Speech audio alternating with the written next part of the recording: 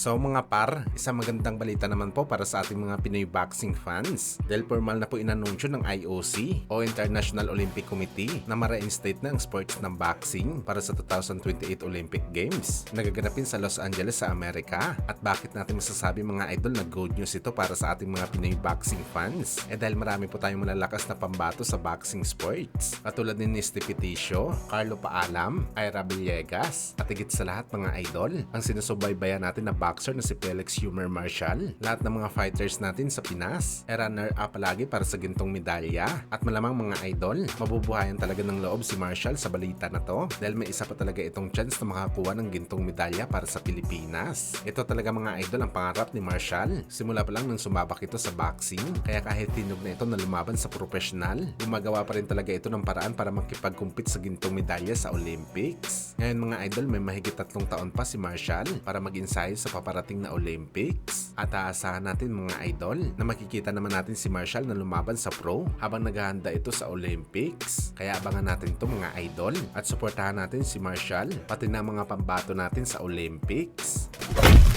Samantala, formal na po inamin ni Ryan Garcia sa kanyang latest interview na ang rematch nito sa bakbakan kay Devin Haney ay permado na at gaganapin ito sa buwan ng October. Kung saan ibig sabihin nito mga idol, manalo man o matalo si Devin Haney at Ryan Garcia sa kanilang paparating na laban sa buwan ng Mayo, talaga matutuloy pa rin ang rematch nila sa October. Pero bago daw pumirma ng kasunduan si Ryan Garcia at Devin Haney sa rematch, sinisiguro daw ni Bagito na wala ng kaso itong si Devin Haney. Bawiin na daw ni Boy Ilong ang kaso na sinampa niya kay Garcia. Dahil kung hindi, walang laban na posibleng mangyari sa rematch. Well, tama naman talaga mga idol ang plano ni Ryan Garcia. Hindi naman siguro ito tangik na lumaban kay Devin Haney na may nakapending pa ito na kaso sa korte.